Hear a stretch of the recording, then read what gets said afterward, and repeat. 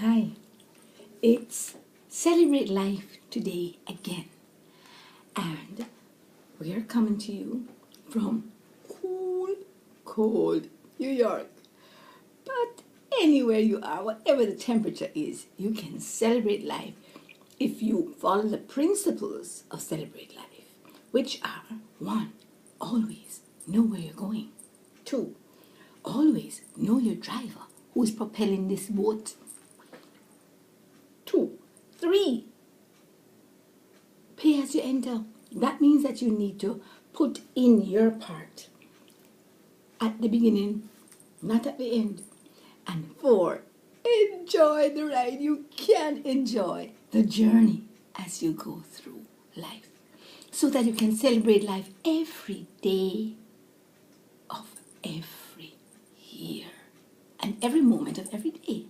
So, today we are in day 3 of Kwanzaa, and today our focus is collective work and responsibility. And so, yesterday and the day before, we sort of focused on the things that are about building from the inside out, and today we are going to be looking at putting it all together because Kwanzaa is a celebration of our race and all the principles of coming into congruence, dun, dun, dun, dun, dun, everything flowing together so that it benefits everybody. Remember, we're not talking about a situation where you win and I lose, or vice versa. We're talking about a situation where we both win. And any situation that is consistent with God's plan for you must be a win-win situation. So, we're going to talk more about that today and how it relates to creative or collective work and responsibility. Collective work and responsibility. And you're probably wondering, I want to make sure I have on 2 different bow, and why is she wearing a cap? Anyway, that will come into our collective work and responsibility. Because today, I want to tell you about an organization that is one of the greatest organizations on earth. And that is because of collective work and responsibility. It's called Tower Isle Patties. And I just happen to have a relative or two working there. So that's why I know so much about them. And I am also sporting some of my gifts. This was a wrapper on one of my gifts. And this was another wrapper on another one of my gifts. And this is another one of my gifts made by my friend Joyce, got in Jamaica. And this is another one of my gifts given to me by Helena down at the Wild Parties. I can't wear all of my gifts one time because then I would look like a Christmas tree. Then I would look more like a Christmas tree.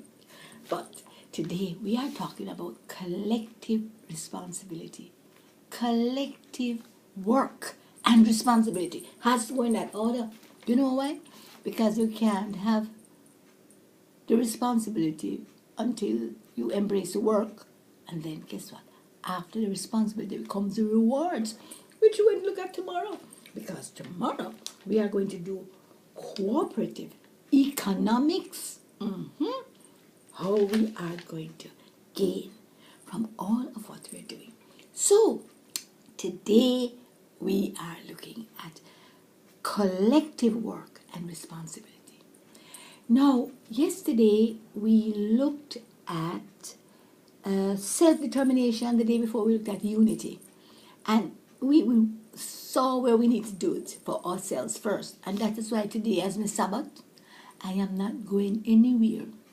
I am just going to stay in and organize myself, take responsibility for the things that are really mine and my purpose, taking responsibility for everything I do, say, and am. Because in the final analysis, I cannot point a finger at anybody else. Because we are all responsible individually for whatever we say, whatever we do, and whatever we think, wherever we go. You can't point at nobody, not even the devil, to say, the devil made me do it. It is your choice. And part of enjoying your ride is learning to take responsibility. But it takes work, individual work, and then collective work. So we're going to be looking at that. Know where you're going. You're going down a pathway where we're looking at the communal good, how to work together as a team, how we can get the unity in place, how we can do that through self-determination, knowing who you are, how you fit into this whole thing. You are a part of a crossword puzzle. You're a part of a chain. You're a link in a chain. You know, none of us can exist solamente, alone. We all are part of a grouping, a body, a process, part of our environment, part of our family. You know, all of these things make us understand that one, we've got to be an individual. And then we have got to take our individual gifts and put them together for the common good. After we have looked at the individual good, you cannot put on the seatbelt on your charge, your child, or the one you're caring for, before you put the seatbelt on yourself.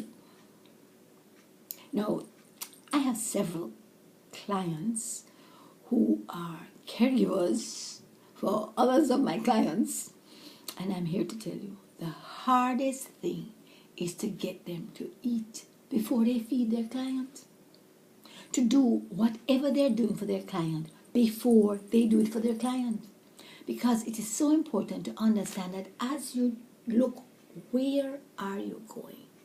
You cannot look and have a goal and an objective that is not for the common good. Every goal and objective that I have has got to be for the common good. It cannot be just for them. It has got to be for me first and then them. That is why whenever I have clients in residence, they are always encouraged to bring along with them a caregiver, FOC, or a family member, or somebody who is going to be there when they leave my home to go back into their own environment. Why? Because that person has to not just come and administer the program for them, but they have to go through and do the exact same thing. Because our programs are not about special diet. It's about lifestyle transformation. And the same thing that works for the healthy works for the unhealthy. So we need to come into a new paradigm and understand that we've got to do for ourselves whatever we are recommending for others. And you know, so very often we're out there saying, Lux, man, you need to eat better. Lux, man, you need to exercise. Lux, man, you need to... Giving of advice, the best advice that you can give is doing it for yourself. And then let others observe it. And once they observe it, it transfers to them like osmosis, right? Just automatically transfers to them. Because remember, you know, we have that little poem that says, children learn what they experience. But I'm here to tell you, everybody in life learns what they experience. Not what they are told, not necessarily what they hear, not what is said to them. And it doesn't matter what kind of learning style you have, you know, whether it's auditory or it's tactile or whatever it is. I am here to tell you the best learning methodology is one of observation. The things that they experience through observing others doing it. So it is so important for us to understand the process of learning, so that once we understand that process, we can engage in it ourselves and then be the participant for engaging in it for others. So as we approach Kwanzaa Day 3 and look at the topic of collective work and responsibility, that is our first responsibility. Charting a pathway that is going to take us, first of all, as the example, to do whatever we need to do for ourselves. Let our walk inform our talk, because we have used our talk, self-talk, to inform our walk. And all this is done before we approach others. Remember, you are your best example. You are also your best competition. And if you want to compete, make sure you compete with one person only, yourself. And guess what? You will always win, because you will always add and improve, however small, on what you have done yesterday.